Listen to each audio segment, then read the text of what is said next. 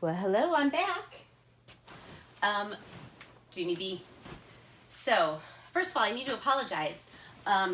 I didn't realize I might have missed posting a chapter, but I think we're all caught up. This is chapter 6. Yes, chapter 6. It's called Full of Soup. That night, Daddy tucked me into bed. He said that Polly Ellen Puffer's brother is full of soup. There's no such thing as a tooth witch, Junie B, he said. I promise you there isn't. Polly Ellen Puffer's brother just made that up to scare Polly Allen, and then Polly Allen said it to scare you too.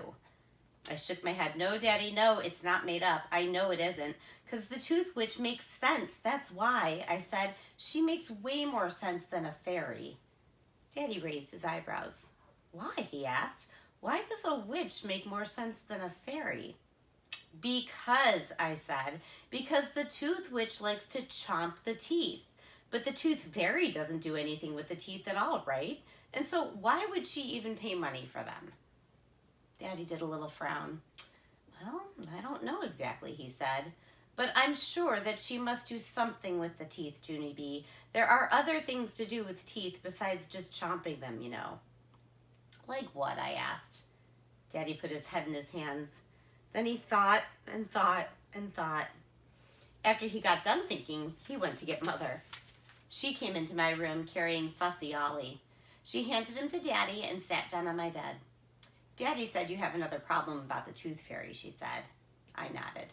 Yes, I said, because if there's really a fairy, then she has to have a reason to want the teeth, right, Mother? She wouldn't just throw them in the garbage, because that doesn't make any sense. Plus, also, it would hurt my feelings. Mother hugged me. No, Junie B, of course she doesn't throw them in the garbage, she said.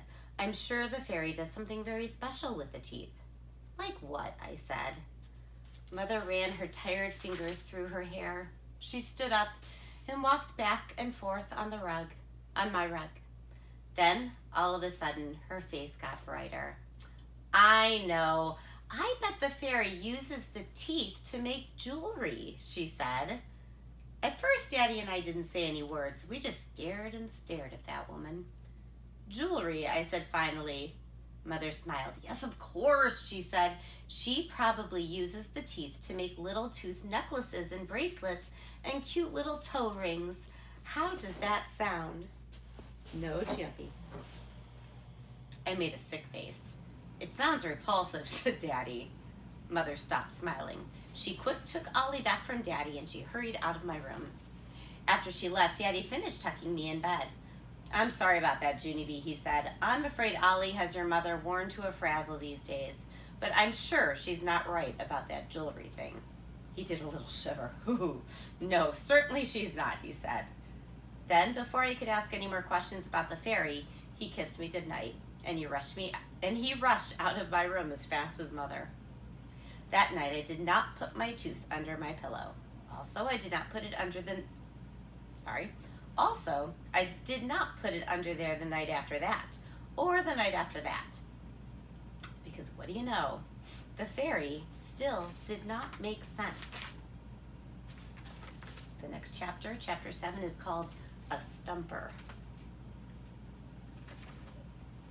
It was really wonderful seeing many of you again tonight, or this morning. I think I'm going to plan another one for Friday. So I'll leave a message, but just so you guys can be on the lookout for another Zoom meeting. That's it. I can't wait to see those faces again. Have a great night, and you'll see me tomorrow. Love you guys.